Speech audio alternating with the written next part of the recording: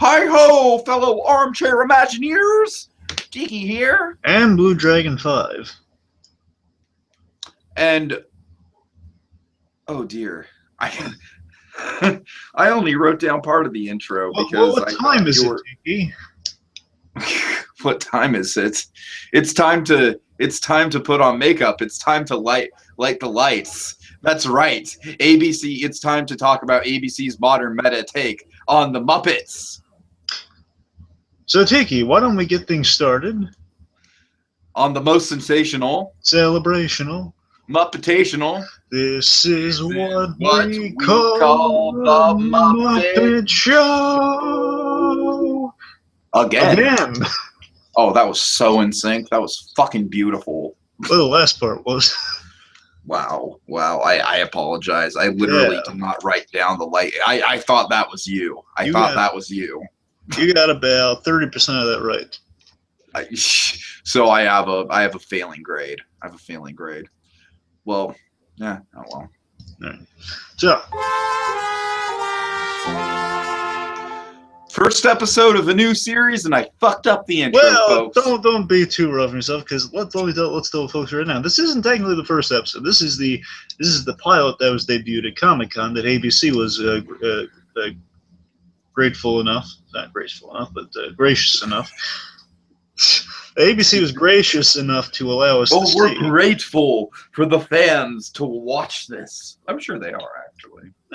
Well, still, so ABC was gracious enough to provide us with the 10 minutes they showed at Comic-Con, which is essentially so again, this is interesting. I found out recently. So this is the pilot, which of course they retooled a few things. This essentially, I'm guessing, is what got the show sold, like what any pilot does, because a lot of elements that were in this pilot looks like they're going to be in the first episode, or at least within the show. That's what I've heard. Yeah, I've heard that the first episode is basically going to be like a restructuring of this and kind of stretched over to fill 20 minutes. Yeah, like there are differences. There are retoolings of looks, and there are different actors put in some parts, which we'll get into.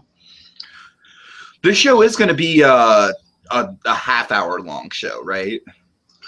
Oh yes, it'll be half an hour. Okay, that's what I was assuming. Just making like 22 minutes, give or take. Right, sure. Okay. So we got essentially this is like half of an episode just getting their foot in the door, and essentially it worked. And basically that first trailer that everyone went so, that everyone loved so much, that was all footage from this, which is kind of intriguing to me because it means that we've seen very little footage from the actual show. Yes, I mean, the only thing we've seen that kind of confirms that some things have changed is basically with stuff they're releasing now, like images of Denise, and which has been changed drastically. Yeah. And also, like, it's like a few TV spot clips of like showing like some people have been recast, and these basically some regulars. It looks like perhaps. Right. Anyway, so also, sorry. Never mind. I forgot what I was going to say. Go on. All right. So, do you want to jump right into it then?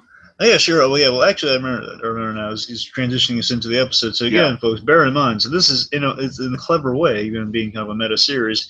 This pilot is them literally getting their foot in the door, getting the show off the ground. So when you see the show, presumably it'll be the whole thing we've been kind of sold on in the plot synopsis that Miss Piggy has a show, and the Muppets are going to be like show running that show. Exactly. And that's the premise. So this is them getting her on the show that is going to be about that show. Essentially, that's the idea. And so essentially Miss Piggy just takes over the whole thing. That's the idea. So this pilot is specifically about the Muppets doing a show about doing a show. Yeah. It's not about doing the Miss Piggy show. It's about just doing the show that literally we're going to be watching, us, the audience. Right. So it's not just the Miss Piggy show. So that's what's kind of funny about it. So it's a really meta pilot. So it starts with a disclaimer. This has never before been seen by the public, but the public demanded it. Then we hear, show us. Yeah. All right, you got what you wanted. Please stop yelling at us. Right. So after the little opening crawl there, we see the kind of the office conference room setup. And there are so many Muppets here. It's really impressive. And I was happy to see Pops was there. So Pops is in the room. So hopefully he'll be in the series. As I don't see any reason why not. He's sleeping in the conference room, by the way. Everyone's just throwing around paper airplanes. Yeah, like on their laptops and then their iPads and stuff. Kermit, I like this shot. Kermit just pondering outside the door for just a second. Yes, He's just being very thoughtful. I love that Kermit has coffee, by the way. Of course he has coffee. Well, it is LA after all. Okay, so Kermit walks in, and of course, who's the first person to greet him? It's Denise. Hi, Denise. Oh, hi, Denise. Good morning. So you'll notice Denise, first glance, looks identical to Muppet Show Miss Piggy, because it is either literally the same Muppet used, or it's a really kind of intentional thing of like they made something identical to that because they were originally going for, looks like that odd looking Miss Piggy from the original Muppet Show. Sure, yeah. Because again, remember I told you about it's like the skin tone's a little different, and and the eyes are like the eyes and the forehead are off. Mm-hmm. Remember, Miss Piggy looked really screwed up in like the first season of the Muppet Show. She did. And even in the first Muppet movie, I mean, she looked better compared to the series, but still wasn't quite to the Miss Piggy we know now. Yeah. Okay, so Honeydew, he offers a helpful suggestion to keep everyone quiet. Yeah, he gives everyone's attention, just killing time, just kind of chatting amongst themselves. So, Mr. Kermit, if I may. Now this shows you they are going to like a slightly adult, more adult angle in the Muppets, because it's awfully violent what he's doing here. Yeah, I know, but to be fair, I don't think this is the worst thing we've seen Beaker be put through. I know. I'm just saying, though, like, it's such a realistic way to do this. It is realistic, though. That's the thing. That's the thing. So I mean, the whole thing they've been selling on the show, and even Kermit's about to lay on these guys that it's going to be an adult take on the Muppets behind the scenes. And essentially, yeah, it's one of them. So so Dr. Honeydew with his black gloves on, he takes a taser out, not like a little shooty taser. Don't tase me, bro. It's not one of those. It's like a short range taser. It's even worse. It's like back when we had people in the '90s. This is the '90s taser when you had like. This is the jingle all the way taser. This is like the one I get really close with. And of course, Beaker gets really. He's in a loud amount of pain. He's and that, of course, gets everyone's attention. Yep. And then Kermit asks, "Oh, well, gee, is that safe?" Oh, of course. I'm wearing protective gloves. That gag in itself shows, they. I would really like to psychoanalyze Honeydew and Beaker's relationship one day. I really would. I find it quite fascinating. Yeah, it's like Beaker's just his Jesse Pinkman. Beaker is just like so subservient to him, even though it's like in Honeydew is just pretty much sociopathic in terms of just not knowing at all that he's crossing this line. It'd be hilarious if, like, in their off time, we even got to see this on the show. They had like a Breaking Bad parody with Beaker and Dr. Honeydew. Like they're in an RV and they're trying to perfect like the world's greatest something. But seriously, what if they implied that that's what they do in their office? They rent an RV and they drive around and there's smoke coming out of the top of the multicolor. So you're taking it all the way. You're like, what if you're implying that, oh, Beaker, I have a wonderful idea for us to make money. Do you know how fast meth labs? Do you know how much money meth labs make? I was saying, what if like Bryan Cranston had a cameo in that regard? Like he would walk out of the RV. But what if Bryan Cranston was basically the Hank, and Bryan Cranston kind of like implemented the idea into Honeydew? That'd be kind of hilarious, though. So. That Bryan Cranston has a good idea about making financial success. So if he walks out of the RV and says, "Well, guys, so that's how on the show we made the meth." Remember, because Breaking Bad, they actually were trained by the guys by the DEA agents on that. So that's how we did on the show. But don't go around telling people that. Says, "Oh, we won't." Peter, did you write all of it down? Says me. Good. We start immediately. Okay, yeah, the Muppets. They're buying jet skis. The Muppets hooking up a drug lab. This is off to a good start. Okay, anyway, so we get none of that. I don't think it's gonna happen. Bryan Cranston, obviously, could be awesome. Though. We need Bryan Cranston on the show at some point. I want Bryan Cranston so. I want him to be like, hey guys, at least you gave me more screen time than I got in Godzilla. Either Cranston or Highmore. Give me Cranston or Highmore. Well, if we have Highmore, then we have to have Formiga there too. I would love Formiga and Miss Piggy. Oh my god, I would love Miss Piggy. Okay, anyway. Hi, Normie. Okay, anyway, back to the episode. So, after that little bit there, so Kermit announces, that ABC is interested in a show featuring the Muppets, and then Sam Eagle says, God bless the American broadcasting something. I don't God bless America and its magnificent broadcasting company. Yep. It's going to be a slightly more adult take on the Muppets. About our personal lives and everything. And then Animal says, Animal do nudity if tasteful. That was probably the line that sold me on this show in the trailer. And then, Kermit's saying, oh, yeah, it's that's a little. Oh, that's very generous. Yeah, very generous. And then Animal says, Animals start CrossFit soon. Oh, God. Now, Floyd, I love Floyd. Yeah, Floyd's good. He's always very helpful. He is. Hey, why don't we do this in a crazy handheld documentary style and then have cutaways to one-on-one interviews? Yeah, good idea, Floyd. Sounds completely original. Yeah.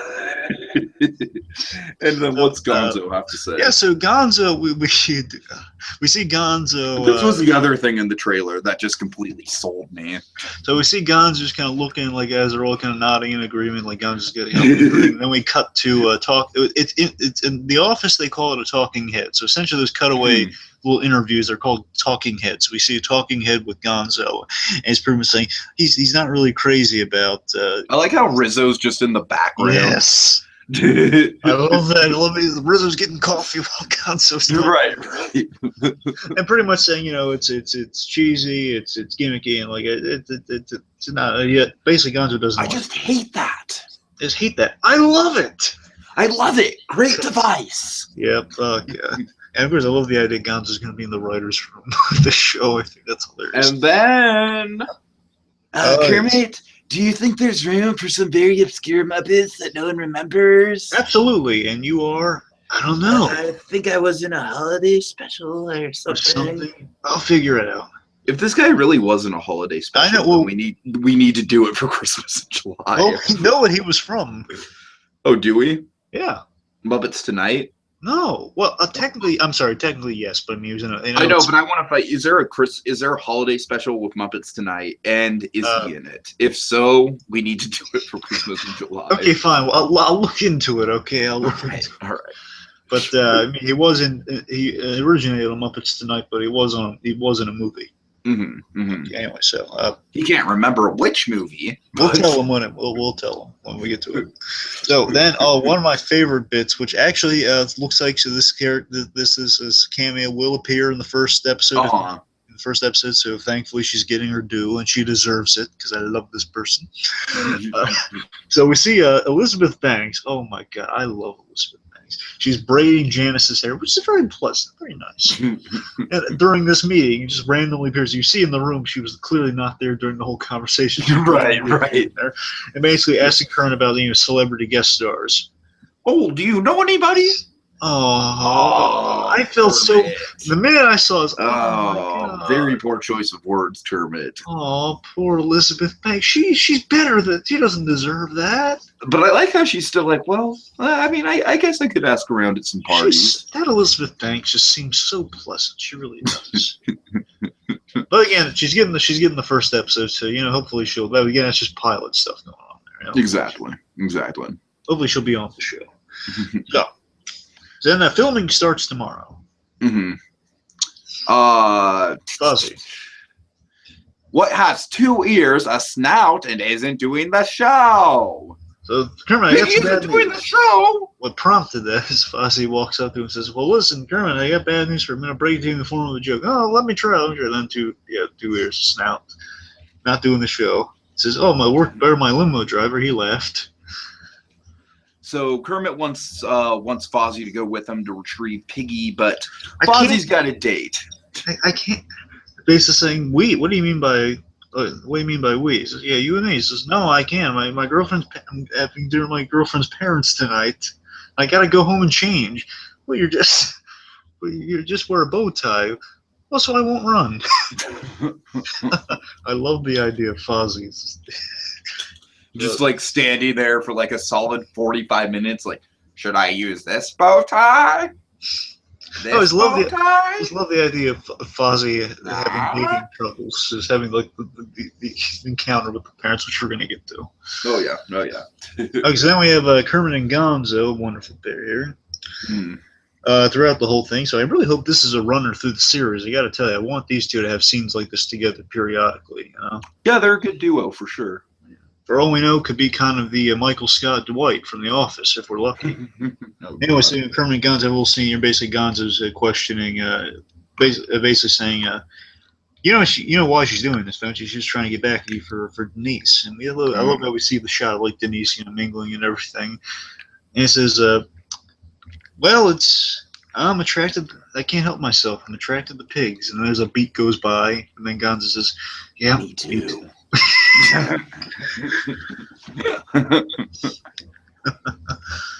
I wonder if Camilla was like just like something for the specials, or if if it was like a professional thing, or what. Yeah, I don't know. That's a good question. Yeah, I wonder if he like. I wonder if he literally. I mean, it's a shame because I got really into the Camilla romance, especially with the Muppets. Where it's like, Gonzo. Yeah, I mean, it's convincing performance, and we don't know if that's an actual real thing. Could they have dated and said it not gone well? Could it be that Camilla's just he could still mean Camilla, but Camilla's a slob and we don't know it? Okay. We don't know. So I hope they address that as like kind of like a side love triangle drama thing. Maybe that'd be fun. Like, what if Beaker and Camilla are? Oh my God. Oh, well, they have a lot in common. They do. Okay. Meanwhile, so we see Miss Piggy on a movie set, film a scene with the incomparable Topher Grace, the man who single-handedly ruined Venom. Hey, it's not his fault. Yeah, it's partially his fault. He didn't have anything to do. Okay, now. But he was terrible in the role. Well, he was forced to play just an obsessed guy. He didn't have anything else to do. Yeah, okay. Anyway. He'll always be Eric Foreman to me. Okay, anyway. So, okay, I was thinking he was Murph's friend, but okay. So, so basically, Piggy's playing a French nurse in, what is it? Is it a World War I movie, or is it Civil War? Oh, I don't know the war. It's just some war movie. I want to say it was... I don't know. I want to say it was World War I, but I could be wrong. They look kind of Civil War dressed. I'm not sure. Anyway, so she's a French nurse from Atlanta, apparently. Of course, that doesn't correlate there. And then the director questions this.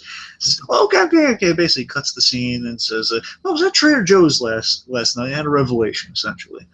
So basically says, "What if this chick was French? Basically, this chick is really French." And then the director says, "Well, but the last 3 weeks of footage you've been doing like an Atlanta accent." He says, "Well, I don't know. You figure it out. You're a director." It's just I love that she doesn't say. I love that she doesn't say it with malice. She just says it genuinely, like she just doesn't. Right. Okay, so I can't believe it. It's every day. Kermit has been there. I love the fact that the director was courteous enough to give Kermit and Gonzo headphones so they can listen in on the scene. That is nice. That's a nice touch. To point that out. Okay, so then we have a scene between Kermit, Piggy, and Gonzo, and just saying, "Oh, Kermit, and I want to say, Gary." Are you serious? We did 6 movies together, 3 TV shows, love letters for a month at the Fisher Theater. Can we find that, by the way? Is that on YouTube? The love letters at the Fisher Theater? I'm pretty sure that's made up. Yeah. I'd love it if it was real, but I'm not sure. I know. I would eat that shit up. Okay, anyway, so then basically, she says, especially if they have the awkward dynamic that they usually have.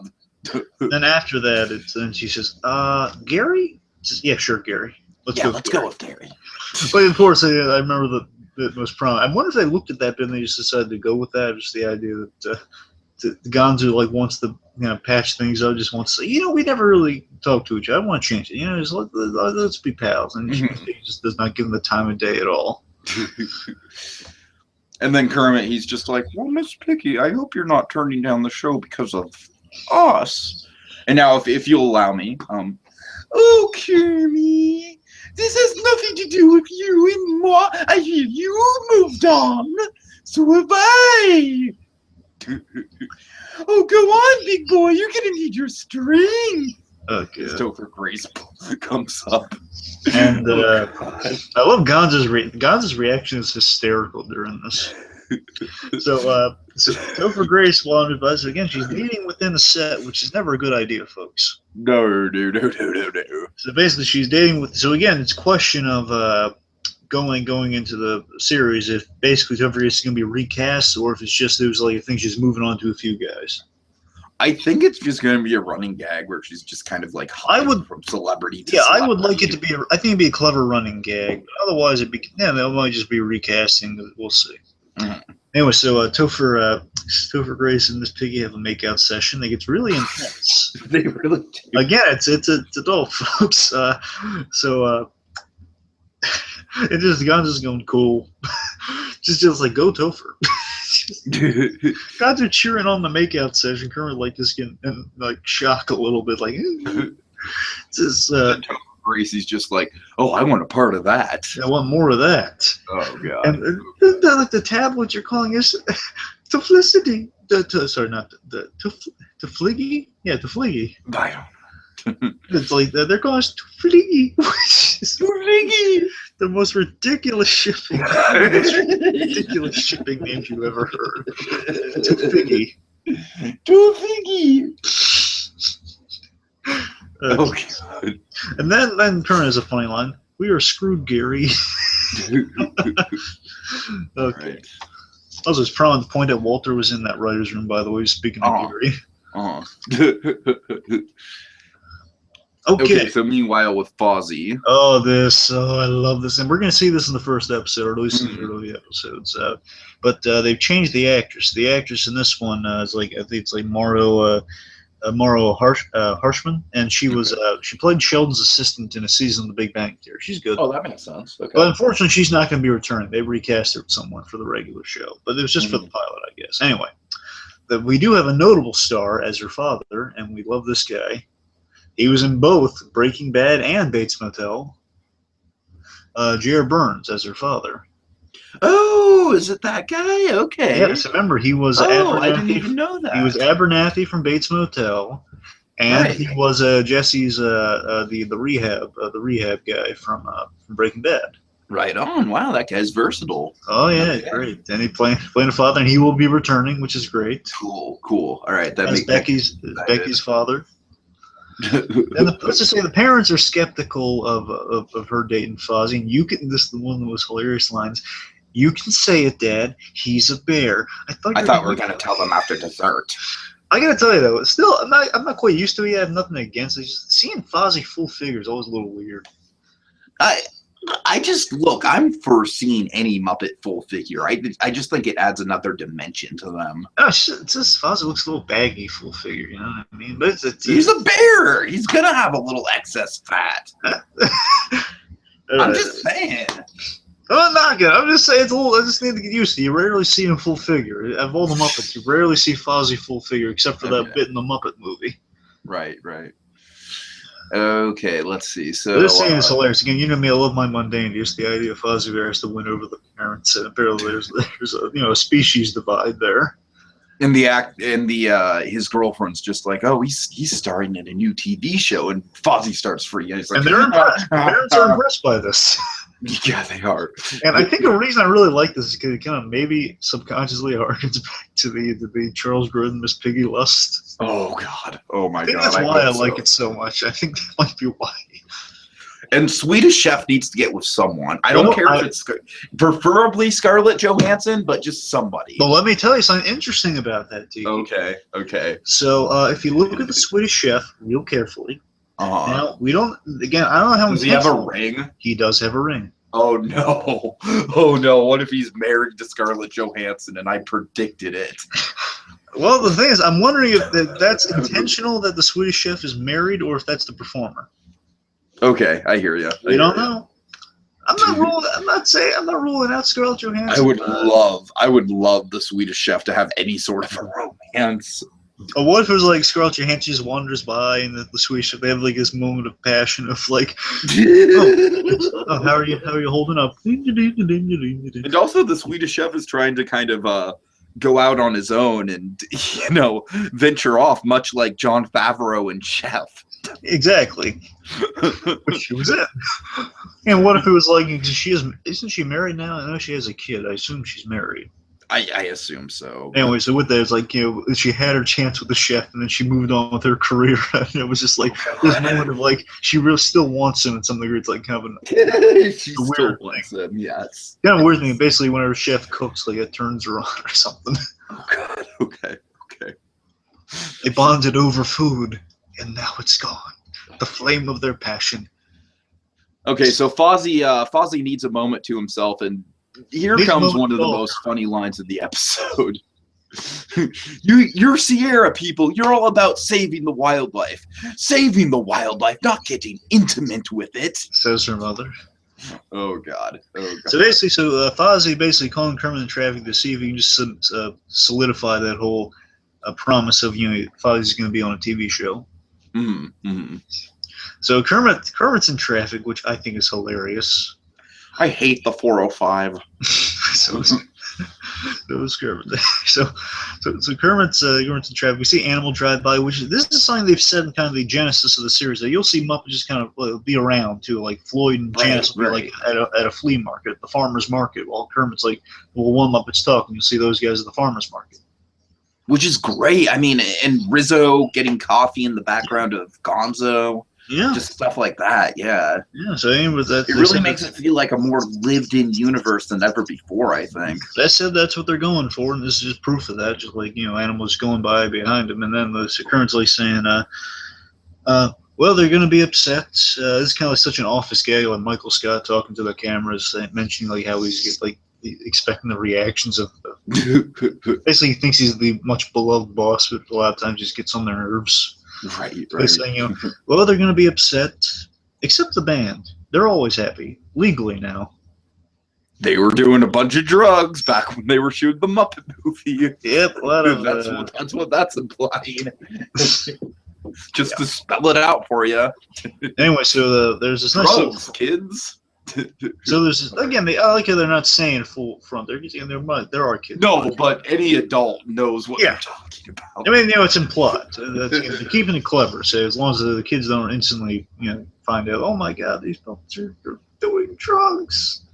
Mommy, Daddy, how can you get happy illegally? Yeah, that's going to be a fun discussion. So, anyway. So there's a nice little phone bit where, like, Kermit gets a call on his car on his phone that he has hooked up to the car. I love that. Just again, little subtle bits of Muppetry here. It's just, I love just Kermit like using his finger to tap the thing. Right. Kermit, I'm flaming out with Becky's parents. I need to know where we are on the show. Says Piggy's out. No. What's wrong? Says, oh, my cousin. I just found out my cousin's head is on a wall in a restaurant in Montana. We're good with it though. We had a good life. And then the father. Kermit, you gotta fix this. The father's just like, where are you gonna go to the woods? In the bathroom? No, what if you go to the woods? Yeah, what if you have children? Where are your children going to go to the bathroom? In the woods? Okay, that is an offensive stereotype. Which that is going to be in the pile. We're going to the first episode here. We're going to see a different setting, but we're going to see it in the first episode. So, okay, so Scooter asks Rolf about his surgery. Oh boy. Poor Rolf had to get up a second. Oh boy. Oh fucking! I bet he hates Bob Barker right now. Oh yeah. Okay. Kermit, he has to deliver some bad news. No Miss Piggy, which means no show. And then this gag I thought was hilarious. Of course, one of our favorite additions to this new iteration of Muppet Show, returning from the old iteration of Muppet Show. Mm-hmm. As they mentioned, they've all spent the money. Like the band mentions, we got a lap pool in the tour bus. Then one of my favorites, Uncle Deadly. Yeah, Uncle Deadly. Yeah. Hell yeah. So cool. I love the way that guy moves. Okay, so Uncle Deadly walks by and says, I hired Katy Perry to perform at my nephew's But then the best one has got to be Swedish Chef sushi. to perform at my nephew's bar mitzvah. First of all, there's so many funny things there. First of all, Katy Perry. Second of all, he has a nephew with her. It's a bar mitzvah. Right. Okay, yeah. The chef has, again, potentially married Swedish chef. I hope Swedish so. sushi restaurant. Well, how does that work? And we see Swedish meatballs with toothpicks in the sushi. That actually makes sense. No, it doesn't. I don't know. It'd basically just be meatballs and then like sticky rice wrapped in seaweed. That doesn't sound too bad. Okay, then we have this really hilarious gag. It's kind of like equivalent, I guess, to the fart shoes, but it's. This is great. This is great. So the Muppet announcer basically says exactly what Kermit just said. He just pops up. He's like, "This just in: the Muppets are spending money that they don't have on useless stuff." And in related news, my shoes are filled with caviar. I love how he delivers that like so matter-of-factly. Yeah, but I just love the fact that the minute Kermit says that, he literally says exactly what Kermit's just said. So he just pops up just waiting for someone to say the obvious so he can report on it. And then saying, on a completely unrelated note, my shoes are filled with caviar. And then he walks off. That's a clever sound gag. Okay, so then we have one of the funniest lines of the episode. The random Muppet is just like, guys, was I a Muppet Treasure Island? Would you like to know the answer, Tiki? No, he was not in Muppet Treasure Island. You know where he's from, though, right? Yeah, I know. Yeah, he's in Muppets from Space. Yeah. Okay. We did that like I know less than a month ago. It hasn't been that long. I gotta keep you sharp on that. Okay. All right, because we're probably gonna have to go over this guy again. Just remind the folks what he's from. I just love how it's like it's one of the two lesser received Muppet movies from the 90s, but he thinks he's in the one that he's not in. And then Pepe says, "Look, the pig returns!" As Miss Piggy re-enters and Sweetums and Dr. Honeydew, which, by the way, props for Dr. Honeydew for helping Sweetums out. You know, that's Dr. Honeydew stepping up. You know, he's not just like saying, "Oh, let the moving guys get it." No. It's Dr. Honeydew stepping up. It's nice. So they carry this giant plane of glass. Why? I don't know, for comedy's sake. This giant pane of glass to move it forward, and then Miss Piggy just like slams right into it. They even have like the little like kind of condensation on the snout on the little mirror smear there. It's like a lot of detail. Yeah, she's like, "Oh, are you okay?" Basically saying, "I've returned," and boom, bonk, and this like her grand return has been spoiled. It's like, yeah, I'm back, I'm fine. I'm fine. Well, why are you here, Piggy? Oh, this is my family. Tooth guy, blue one over there, blue thing. Now, Kirby, this is getting late now, okay? Because it's not. No, it's not. And the cat and mouse game. The game of cat and mouse begins. Oh God. No, I didn't quit the movie to be with Kermit. Why would you even think that? So gimmicky. I love Gonzo. Yeah, it's kind of a nice thing they have there. Gonzo has tried on separate occasions to branch out the Miss Piggy. She just keeps shooting down, so he's just mocking her every chance he can. Right. That's good for Gonzo. Gonzo deserves a little something like that. Just like, you can mock Miss Piggy, you know? So Miss Piggy, she's fully back in the group. As a matter of fact, you could say she's probably taking control of the group, as we'll see. Yeah. Then she's taking selfies. Who wants to take a selfie with me? We got Janice and kind of money shot for the end of the episode. So it's Miss Piggy and Denise, the same friend, getting selfies. You know, of course, the girlfriend with the ex-girlfriend, never a good idea. No. Never a good idea. Pretty much. Well, I mean, occasionally if you're married, but you have to keep watch on that, though. Yeah, even so. So probably not a good idea. Anyway, so what's Gonzo saying? This is a good framing to us. I hope they keep this for the show. Just Gonzo and Kermit having these like conversations, saying, "Hey, Kermit, you got the show back on." You know, and, Kermit seeing the visual of girlfriend, ex-girlfriend together, and then what's he say? Oh, Gonzo, my life has turned into a bacon-wrapped hell on earth. Yeah, a surprising line from Kermit the Frog. I don't think it's that big of a deal. I know, I'm not saying it's a I big think deal. people have really blown it out of proportion.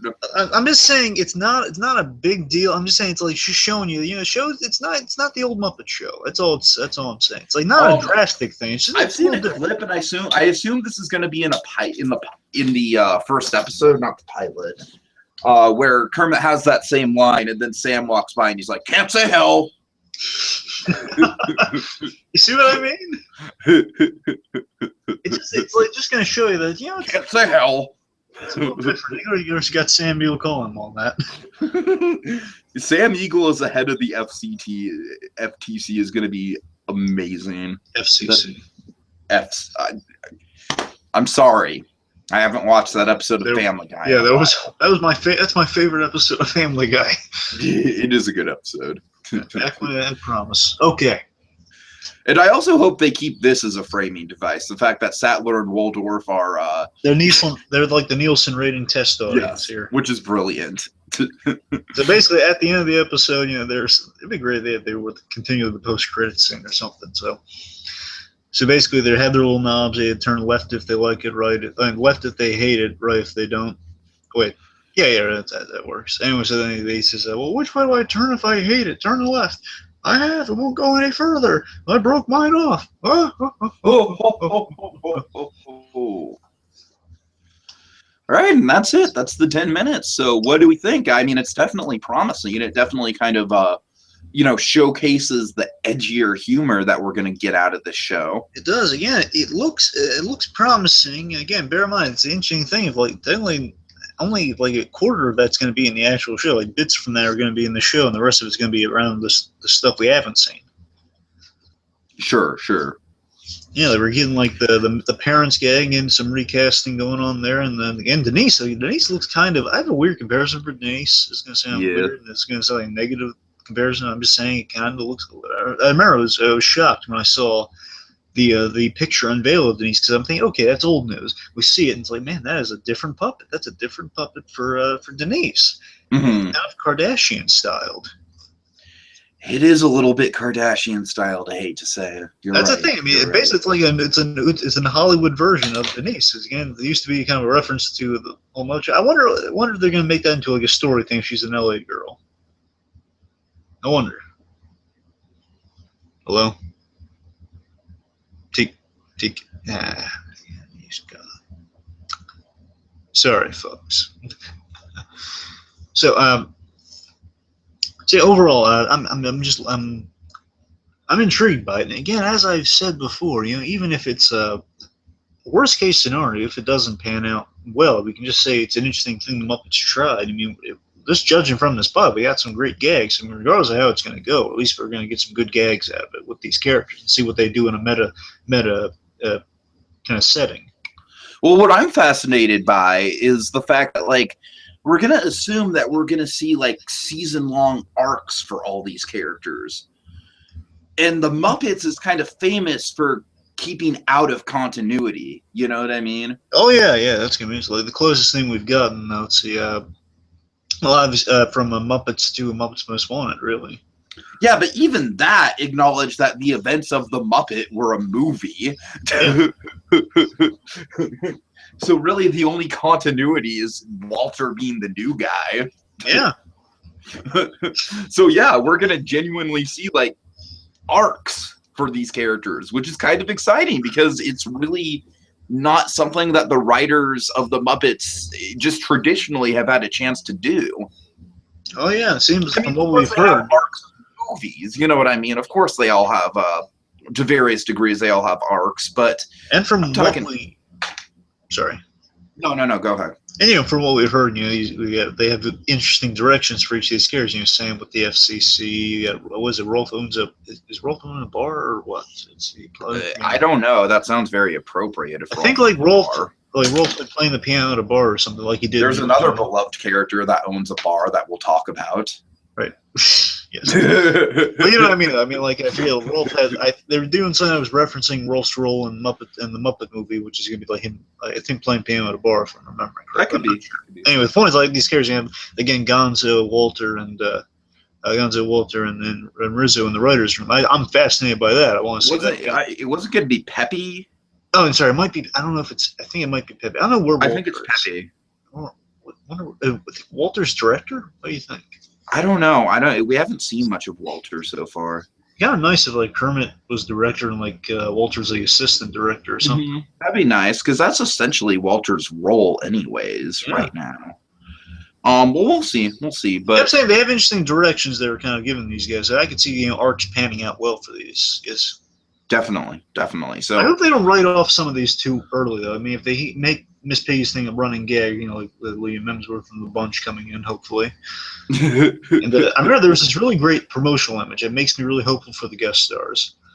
I really want to see her with William Shatner because that's a legit thing that happened on Twitter. Well, I'll tell you why. Let me tell you. So they had this promotional image in a magazine of like Miss Pig, the main four, in a booth, and it was kind of like a Sardi's type setup of like in the back they had like all the pictures of like a lot of ABC stars, but a lot of other like actors on the wall, which makes me think all those guys might cameo in the show. Oh god. I would hope so. I mean, Anthony and like a lot of the ABC stars who we've seen them do the promos with were on that wall. So the one thing I worry about, like literally pretty much the only thing I'm worried about with this show is I just hope that at no point do they turn it into a shameless plug for another ABC show. Yeah, but I mean, like, there was like a hilarious thing with Nathan Fillion on the promos. Like Nathan Fillion, like he's like looking into dating Miss Piggy, and like Miss Piggy's like she. Look, I'm fine with like a guest star showing up that happens to be on an ABC show. That's fine. That's what I'm saying. Sense. Like they don't have to turn into a plug. What I don't want is like, for example, like, hey, the Modern Family crew is visiting the Muppets this episode. Oh my gosh. Yeah, but what about this? The only lay us out for you. What if it was something like they're on the same studio lot, so occasionally runs each other. Oh, hey, what you doing? Oh, I gotta shoot this in a minute. What about that? I mean, that's fine. I just don't want it to be like, oh, this episode is obviously just promoting this one show and there's no other point to the episode besides what about because the idea is these are going to be guests on a Miss Piggy kind of a late night show. That's true. Very true. If they plug their own shows, is that a problem? If it's like them, that's the reason they're on the show. That's shenanigans. It's like the Wayne's World loophole. It's the Wayne's World loophole of product placement. But would that be a problem? If it's like that's the reason they're on the show. Just directly address that you're doing it. It's been many years so much Wayne's World. So I mean, I know like the whole thing with it's hilarious. I remember Michael Myers is all preaching to you about how they'll never sell out, and then they're like holding up like cans of Pepsi and eating like a Domino's pizza. Like, really, I'm not saying they're gonna go that far. I'm just saying it's gonna be like. No, of course they're not gonna go that far. But I think that's the most famous example of like, kind of a movie making fun of itself for its product placement. Yeah. Anyways. Right. I mean, we did see Tom Bergeron in one of the promos, which was really funny because it was just basically like Kermit's being all polite to Tom Bergeron, like, "Oh, thank you for doing the show, Tom. You're going to be great." And then as soon as Tom Bergeron walks out, Kermit's like, "You mean to tell me that you people went through a whole ballroom full of dancing stars, and you bring me Tom Bergeron?" And then the best part is that Tom Bergeron's just standing right outside the door. He's like, I haven't gotten in the elevator yet. Hey, and then Kermit just has this defeated look on his face. There's a bunch of other hilarious ones too. Like, all those promos, again, the marketing has been brilliant so far. And like, there's like Gonzo getting acting lessons from the mom from the Goldbergs, and there's like Kerry Washington like talking. The Goldbergs is one of those things where it's like Dancing with the Stars has been around for so long that it's kind of just a part of pop culture. The Goldbergs is a show that they're just trying to fucking get off the ground. So I don't know. I don't really know how Dancing with the Stars relates to that at all. I'm saying that Dancing with the Stars is, I feel like that is kind of more of a mainstay of ABC. So I guess that really kind of goes to my point. I don't want this to be like, hey, we have this other city, because I don't know anything about the fucking Goldbergs. I don't know if it's any good or not. I hear, and I've seen a few like they really reference the classic '80s movies a lot, and it's not just like a reference, like they have like episodes homaging them, so because it takes place in the '80s, so it's like their episode about getting like preparing to see a Return of the Jedi, and like being hyped up for basically like a Phantom Menace style opening of Return of the Jedi from that perspective, Patton Oswalt narrating. It sounds kind of like a time period specific Big Bang Theory. Well, not Big Bang Theory though. It's like a family. I don't watch it, so I don't really know. I've seen like a few clips. Well, Big Bang Theory more in terms of like nerdy stuff than in terms of smarts. There's like this clever Ferris. From what I saw a little bit of, like a clever Ferris Bueller's Day Off kind of setup of like basically the premise of the episode, like they're all kind of filling in for the parts of the Ferris Bueller's Day Off. Like the one was playing sick, and then they have a Ferris Bueller style adventure. He's dressed like a little bit like Ferris Bueller, and the mothers, like and the sisters, the whole thing. I love how Ferris Bueller's Day Off is kind of taken on this weird precedence of being like a movie that has like a ton of like fan theories and speculation behind it. Like Cameron died. Yeah, exactly. Like all that kind of stuff. Does Ferris actually need a kidney? Okay, anyways. Ed Rooney, I'm not going to finish that for legal reasons. Okay, so we probably need to wrap it up. So any final thoughts going in here? Again, it's a promising pile. We don't really know what to expect with this show. I'm hoping for good things, but again, regardless, it'll be just fun to see these characters kind of, bringing some comedy, with them in these interesting scenarios.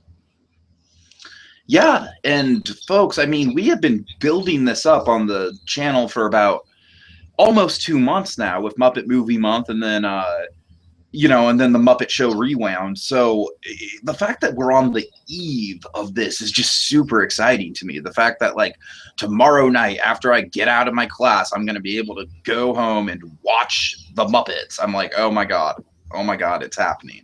It's actually happening. So I just hope. Oh,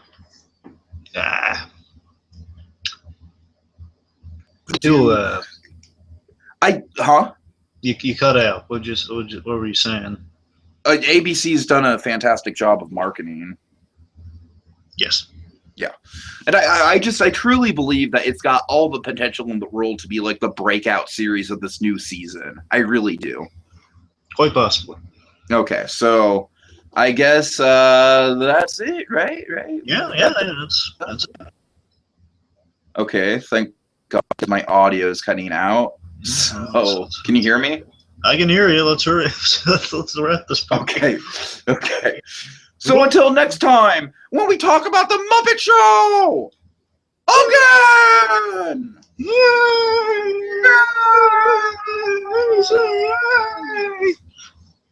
Okay, now that is an offensive stereotype.